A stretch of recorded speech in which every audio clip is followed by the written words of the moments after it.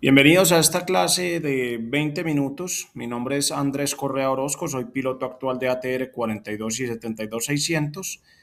Esto es con el fin de complementar el curso de metodología de la enseñanza en aeroaprendizaje. Básicamente hablaré en 20-15 minutos sobre el motor Pratt Whitney 127 Mike y November, un motor bastante utilizado a nivel mundial para aeronaves de tipo turbohélice. Vamos a iniciar más adelante, les mostraré una presentación bastante visual y didáctica para hablar muy general en este tiempo del motor y tener ya los conceptos claros para cuando decidamos profundizar en manuales como FCOM, AFM, etc. Bienvenidos a esta clase. Bueno, vamos a comenzar entonces con Power Plant del ATR 72 y 42600. Quiero explicar brevemente qué significa la ATA 70. El código ATA en aviación es creado por la Air Transport Association, que es un sistema estandarizado de numeración que clasifica todos los sistemas, componentes y manuales de una aeronave.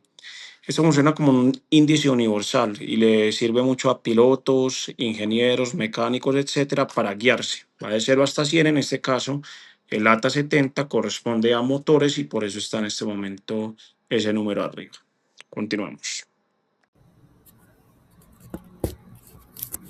Bueno, entonces pasamos al índice general de la presentación.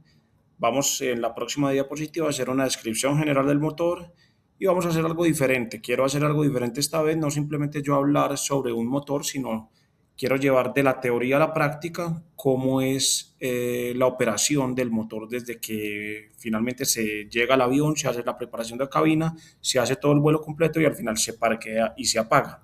Todo direccionado al funcionamiento y a qué debemos verificar en cuanto al motor. Preparación de cabina, inspección externa, inicio del modo hotel, les explico más adelante qué es, rodaje, despegue, ascenso, crucero, descenso, aproximación y finalmente aterrizaje y parqueo. Sigamos con la descripción general. Bueno, para la descripción general entonces, recordemos, es un motor Pratt Whitney 127 Mike o November, dependiendo si es 72-600 o 42-600. Tenemos entonces una hélice de 6 palas, marca Hamilton Sundstrand 568F1. Les iré hablando sobre el motor y sobre las hélices y las palas más adelante. Básicamente acá tenemos una imagen del motor con bastantes características importantes. Tenemos la Reduction Gearbox, la Accessory Gearbox, los compresores de alta, de baja y todas las turbinas, su cámara de combustión, etcétera, etcétera. Quiero iniciar y considero que la manera más sencilla de aprender el funcionamiento del motor es teniendo en cuenta el recorrido que hace el aire desde el momento en el que entra el motor. Entonces, tenemos una entrada de motor, Air Intake de forma S, lo que hace es una separación del flujo de aire. Una entra al motor, otra entra a parte de ventilación y la forma de S lo que nos funciona es evitar que ingresen FODs al motor y puedan dañarse. Eso sirve de pronto en caso de tener un impacto con un ave o algo así. No entra todo directamente, sino que digamos que tenemos ahí esta protección por tener esta forma de S. Cuando el aire ya ingresa por la sonrisa del motor, ingresaría inicialmente al compresor de baja, LP. Comprime el aire y lo envía a la segunda etapa de compresión, al high pressure. Son centrífugos. ¿Qué quiere decir esto? Comprimen el aire y lo tiran hacia el centro. Después de pasar por el compresor de alta, el aire es enviado por unos difusores a la cámara de combustión, es de tipo anular, donde están los inyectores de combustible.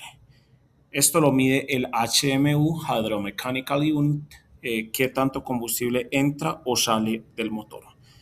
El motor y corrección, el combustible entra vaporizado y ahí es donde se hace la combustión. En la cámara de combustión, un elemento bastante importante del motor, se da el famoso triángulo del fuego. Comburente, chispa, oxígeno. El comburente es combustible dosificado y vaporizado.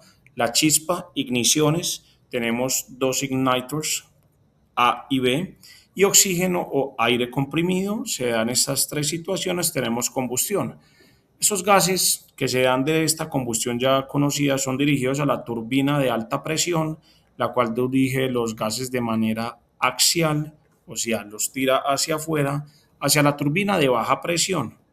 Posterior pasarían a las turbinas que denominamos libres, que hacen girar un eje concéntrico que va conectado a la reduction gearbox, como lo pueden ver en la imagen. El eje completamente pasa por todo el motor de inicio a fin y llega hasta la reduction gearbox. Y esto hace girar la hélice y producir empuje. Al final las turbinas de libres son las que mueven este eje y esto mueve la reduction gearbox y por ende la hélice genera el empuje. Hablando de esta reduction gearbox, para ir saliendo de bastantes temas, está el tema del propeller brake. Eso es lo que les decía del modo TEL. Este avión, este motor en particular, no tiene APU como muchos aviones, sino tiene algo denominado modo TEL que se da con este propeller brake. Como su freno lo dice, simplemente es un freno de la hélice, freno hidráulico establecido en la reduction gearbox, que quiere decir que todo el motor puede estar prendido, pero la hélice completamente detenida. Esto nos sirve para tener confort en tierra y comodidad que tenemos como la accessory gearbox, como lo ven ahí y pueden hacer un zoom a la imagen. Ahí tenemos el generador de DC, por ejemplo, vamos a tener electricidad, vamos a tener aire acondicionado y vamos a estar mucho más cómodos. Esto es básicamente todo lo que tiene que ver como de la parte general del motor, qué componentes hay, cómo es el ingreso del aire y cómo es todo su funcionamiento. Vamos a seguir entonces, como les había dicho, llevando el vuelo de la teoría a la práctica. Acá básicamente es una imagen donde muestra el recorrido que haremos. Inicio, ascenso, despegue, crucero, descenso, aproximación, aterrizaje, rodaje de la nave hacia las posiciones de parqueo y finalmente la apagada. Bueno, una vez llegamos a nuestra cabina, vamos a hacer el full cockpit preparation, la preparación total de cabina. Básicamente en cuanto a motores, y esta es una revisión muy general de que todos los sistemas, todos los push button, todas las posiciones sean correctas.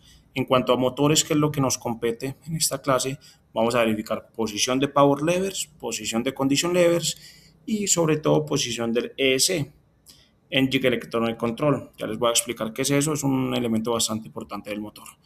Power levers, entonces, que estén en ground idle, no deben estar en ninguna otra posición.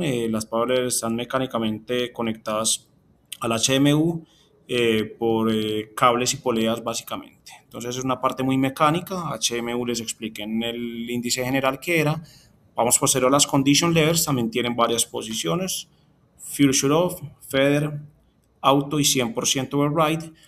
Condition lever, para que vamos asociándolo, tiene mucho que ver como a la posición y al ángulo de las palas del motor. Esta es una hélice de ángulo variable y paso fijo. Eso quiere decir que las RPM, o en este caso lo vamos a denominar NP, son constantes. Sin embargo, el ángulo de la hélice constantemente está cambiando dependiendo de la fase y el modo de vuelo en el que estemos. Verificamos las condition levers que operan eh,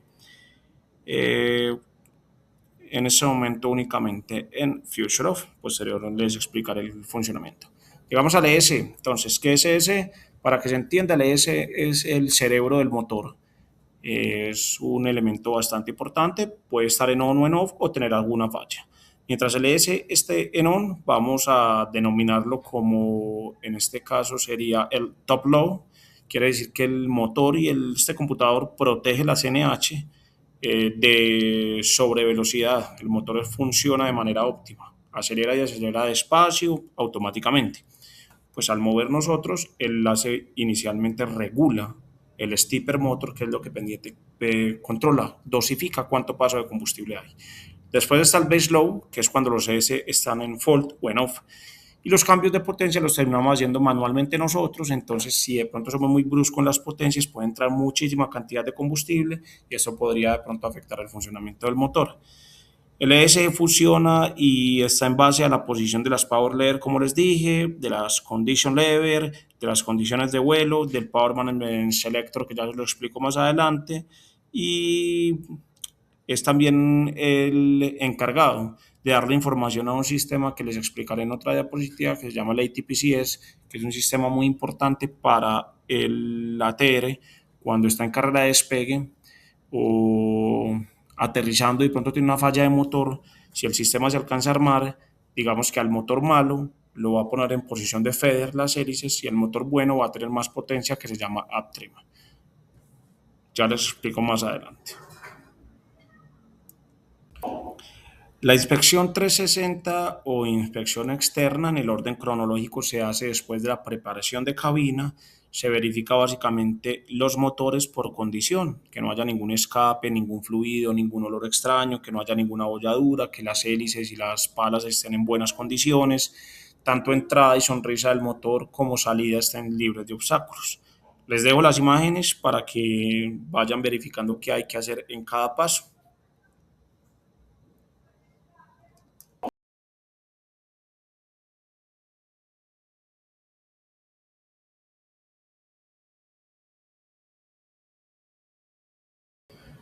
Bueno, entonces, haciendo un recorderis, hicimos descripción general, posterior estamos simulando ingreso a cabina, cockpit preparation, 360 y posterior al 360 volvemos a la cabina nuevamente y ya vamos a comenzar con el inicio del modo hotel, explicado anteriormente, y con el inicio de motores. Este es el panel donde se inician los motores en una TR.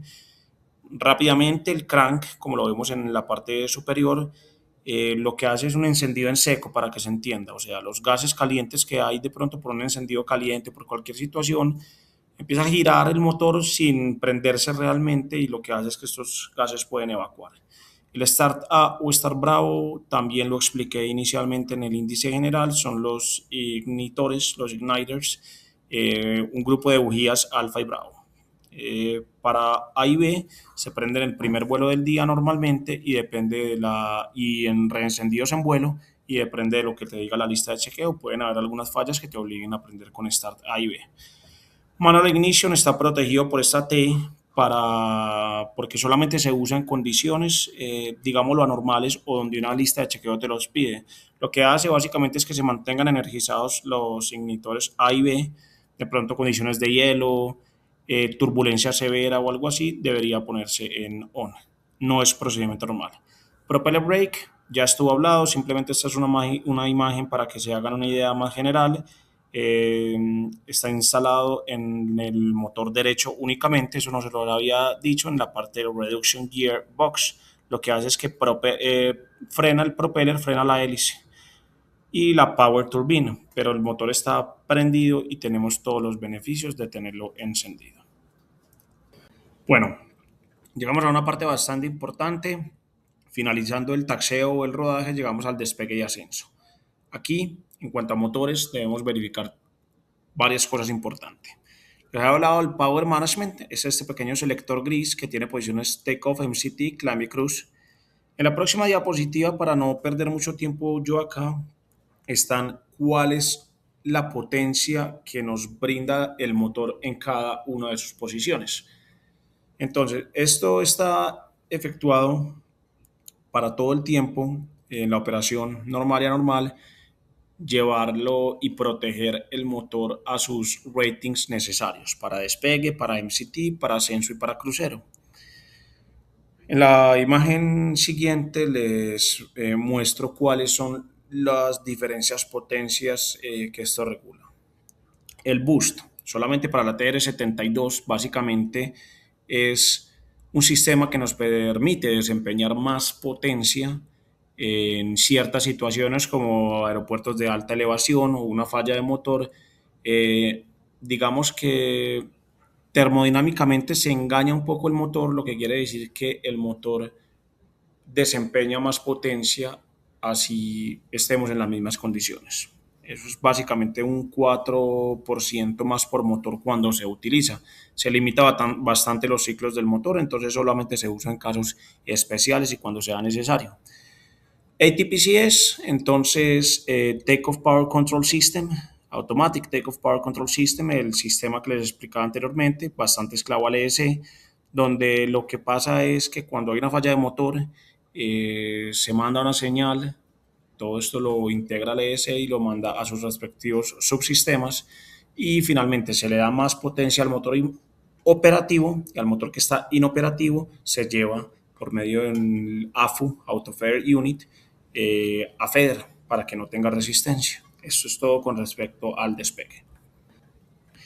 Bueno, continuando en nuestro vuelo, crucero, descenso y aproximación, lo importante es hablar de, como les muestro, el Power Management, constantemente verificarlo, hacer los cambios. Ahí está cuántas NP son su y cuál es su porcentaje en el uso del Power Management y en la tabla de arriba en caballos de fuerza. Lo pueden verificar. Importante hablar de los gobernadores de la hélice. En este momento estamos en Blade Angle Governing, que es el gobernador de la hélice en vuelo. En la diapositiva de taxeo podemos ver a la derecha, lo pueden recordar si quieren, ahí se ve cuál es el Fuel Governing, que es en tierra, y el Transition Governing, que es la transición entre vuelo y tierra, con respecto a los ángulos de la hélice. Bueno, para terminar, aterrizaje y parqueo. Básicamente en aterrizaje es muy importante, tenemos IATR, tiene escrito el callout de two low pitch o one low pitch del piloto monitor. Lo que quiere decir es que cuando usted esté aterrizando y en esas transiciones que les digo de los gobernadores de la hélice, vamos a tener en tierra un label de low pitch, que quiere decir que la hélice está disponible para entrar en modos bajos, en modos de reversa, sin que sea algo anormal. Obviamente esto solo sucede en tierra y tiene que estar el label de low pitch para poder usar reversibles.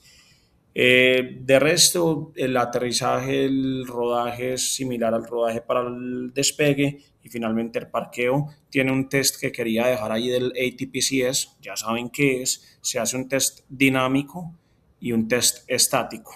¿Esto para qué es? Básicamente para ver todas las indicaciones de que el sistema está trabajando normal, ya que es un sistema que para nosotros como piloto es bastante importante. Bueno, básicamente esto es todo con respecto al motor Pratt & Whitney que tiene el ATR y a todo el componente de sus hélices y de sus palas. Obviamente es algo muy general, solamente tenía 20 minutos, es un tema que puede demorarse 3, 4 horas si vamos al detalle. Sin embargo, estoy seguro que con esta introducción van a llegar y van a leer, pueden complementar en EFCOM, pueden complementar con videos, con AFM, y estoy seguro que ya van a estar muy familiarizados a muchos términos, muchos sistemas que el avión y el motor tienen. Chao, que estén muy bien y muchas gracias.